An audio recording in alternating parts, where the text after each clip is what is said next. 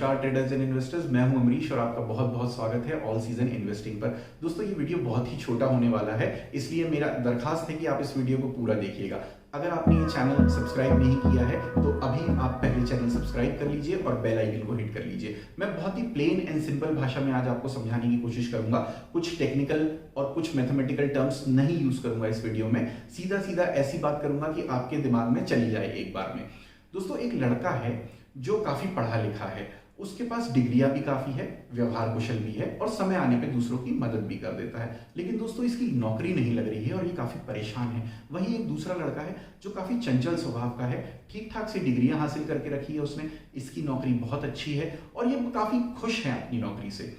दोस्तों ये जो पहला लड़का है ये वो कंपनी है जिसके फंडामेंटल्स बहुत स्ट्रांग है और ये जो दूसरा लड़का है ये वो लड़का है जिसके फंडामेंटल ठीक ठाक से हैं। दोस्तों हम इस शेयर मार्केट में क्यों आते हैं? हम यहाँ आते हैं पैसा कमाने के लिए। हम सबके पास एक कैपिटल की लिमिटेशन है, उसी पैसे से हमें मैक्सिमम रिटर्न अर्जित करने होते हैं। दोस्तों फंडामेंटल एनालिसिस करना चाहिए दोस्तों, मैं ये नहीं कह रहा नहीं करना चाहिए, लेकिन इतना डीपली नहीं करना चाहिए कि आपने कंपनी को देखा, उसके सारे रेशियोज को स्टडीज किया, उसकी जितने भी फाइनेंशियल रेशियोज होते हैं या जितना भी हम एक वैल्यू इन्वेस्टिंग में इंट्रिंसिक वैल्यू की बात करते हैं, जिसमें हम ये कहते हैं इंट्रिंसिक वैल्यू मतलब वो वैल्यू होती है जिस कंपनी के असेट्स जितने हैं उसके पास, क्या उस हिसाब से उसका प्राइस चल रहा है। अगर वो प्राइस ज्यादा होता है तो हम नहीं खरीदते हैं इंट्रिंसिक वैल्यू से, और अगर वो प्राइस इंट्रिंसिक वैल्यू से, कंपनी की इंट्रिंसिक वैल्यू से प्राइस कम होता है तो हम वो सोचते हैं कि शेयर सस्ता है, ये खरीदा जा सकता है।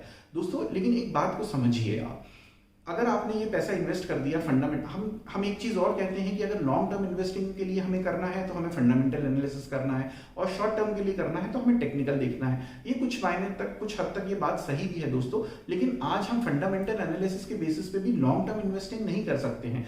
एक आम आदमी दोस्तों इतना कंपनी की बैलेंस शीट को स्टडी नहीं कर सकता है कि वो ये पता लगाए कि आज से 10 साल में, 20 साल में या 25 साल में इस कंपनी की प्रॉफिटेबिलिटी कहां होने वाली है। और अगर मैं कहता हूं वो कर भी लेता है दोस्तों, तो क्या हम इतने लंबे समय के लिए निवेश करके अपने बैठे रहने वाले हैं? नहीं बैठे रहने वाले हैं दोस्तों। हम आए हैं यहाँ पे, साल में पैसा बन जाए, 6 महीने में पैसा बन जाए, हमारा 2 साल 3 साल में पैसा बन जाए। तो दोस्तों एक फंडामेंटल एनालिसिस आपको ये तो बता सकता है कि कंपनी बहुत अच्छी है, कंपनी आपको, उसके प्रमोटर्स बहुत अच्छे हैं, सब कुछ बहुत अच्छा है, लेकिन अगर वो शेयर वहीं बैठ गया फिर आप क्या करेंगे? टेक्निकल एनालिसिस दोस्तों हमें ये बताता है कि एक अच्छी कंपनी के शेयर को हमें किन रेटों पे खरीदना है। अक्सर ऐसा होता है दोस्तों कि आप बहुत अच्छी कंपनी खरीदते हैं, मैं एग्जांपल के लिए बता रहा हूं, एचडीएफसी बैंक सबको पता है बहुत अच्छा है, एशियन पेंट सबको पता है बहुत अच्छा है, हिंदुस्तान यूनिलीवर सबको पता है बहुत अच्छा है, लेकिन मेरा दावा है दोस्तों आपने इन कंपनियों में के शेयर्स में भी इन्वेस्ट अगर किया होगा तो वो भी वहां से गिर गए होंगे।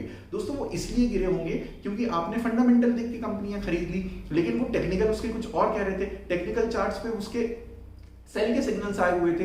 तो दोस्तों हमें सिर्फ ऊपर ऊपर देख लेना है फंडामेंटल एनालिसिस में कि कंपनी के प्रमोटर्स कैसे हैं, कहीं वो कोई गलत तो नहीं है कंपनी के प्रमोटर्स, उसका फ्री कैश फ्लो कितना है, उसके पास क्या, उसके पास उसके ऑपरेटिंग एक्सपेंसेस मीट करने के लिए पैसे हैं कि नहीं हैं, ये मोटा मोटा 2-4 चीज देख लीजिए। और दोस्तों ये देखने की भी जरूरत नहीं, आपको मार्केट में पता होता है कि कौन सी कंपनियां अच्छी हैं, जिन कंपनियों के प्रोडक्ट्स आप यूज करते हैं डे टू डे बेसिस पे, और वो कंपनियों को आप सालों से देख रहे हैं कि वो है मार्केट में और वो ग्रो ही करती जा रही है धीरे धीरे, उसके शेयर प्राइसेस भी धीरे धीरे ऊपर जा रहे हैं, उसकी बॉटम लाइन और टॉप लाइन दोनों ही बढ़ रही है। तो बस इतना देख लेंगे, इतना ही काफी है, आपको काफी फंडामेंटल एनालिसिस में अंदर घुसने की जरूरत नहीं है दोस्तों। टेक्निकल एनालिसिस क्या होता है दोस्तों? ये आपको डिमांड और सप्लाई बताता है, ये आपको ये बताता है कि ये फंडामेंटल एनालिसिस में ये जो शेयर है, जो बहुत अच्छा शेयर है, फंडामेंटल एनालिसिस के द्वारा आपने चूज किया है, वो किस प्राइस पॉइंट पे हमको एंट्री करनी है, किस प्राइस पॉइंट पे हमको उसको एग्जिट करना है। तो दोस्तों कहीं ना कहीं ये प्राइसेस में फंडामेंटल एनालिसिस डिस्काउंटेड भी होता है, मतलब कोई ना कोई अगर इस प्राइस को ऊपर लेके जा रहा है और ये स्टडीली ऊपर बढ़ रहा है, इसका मतलब कोई ऐसा आदमी इस शेयर को खरीद रहा है जिसको काफी नॉलेज है मार्केट के बारे में।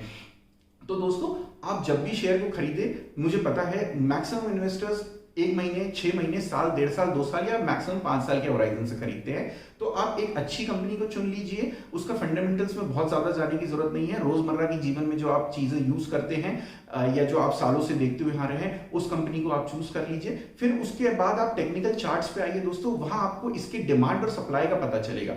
डिमांड और सप्लाई के बेसिस पे ही किसी भी कंपनी के प्राइसेस, मतलब शेयर प्राइसेस जो स्टॉक मार्केट में चलते हैं, वो डिफाइन होते हैं। जब डिमांड बढ़ जाती है तो प्राइसेस भी बढ़ जाते हैं, जब डिमांड घट जाती है तो प्राइसेस भी घट जाते हैं। तो ये आपको क्या लेना है ये फंडामेंटल एनालिसिस बताएगा, और आपको कब लेना है दोस्तों ये टेक्निकल एनालिसिस बताएगा। इस वीडियो में दोस्तों ना मैं टेक्निकल एनालिसिस पे डिस्कशन करने वाला हूं, ना मैं फंडामेंटल एनालिसिस पे डिस्कशन करने वाला हूं कि फंडामेंटल एनालिसिस में हमें क्या चीजें देखनी है, कितने रेशियोज, कौन से प्रॉफिटेबिलिटी रेशियोज, कौन से लिक्विडिटी रेशियोज हमको स्टडी करने हैं। ना मैं टेक्निकल के बारे में बात करने वाला हूं कि किस प्राइस पे हमें उठाना है, क्या RSI देखना है, क्या मोमेंटम देखना है। इन दोनों ही विषयों पे बात नहीं करने वाला हूं।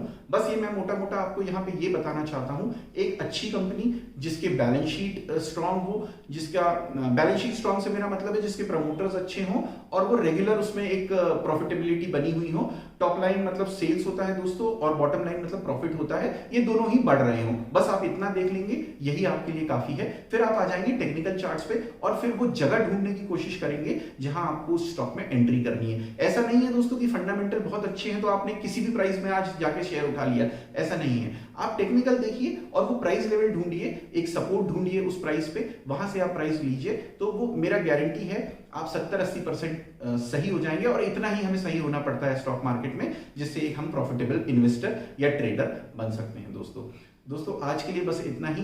होपफुली आपके दिमाग में मैंने ये बात बिठा दी होगी कि आपको फंडामेंटल एनालिसिस करना है कि नहीं और टेक्निकल एनालिसिस करना है कि नहीं। आशा करता हूं दोस्तों आप आगे भी मेरे साथ आने वाले वीडियोस में जुड़े रहेंगे। तब तक के लिए दोस्तों हैप्पी ट्रेडिंग, हैप्पी इन्वेस्टिंग।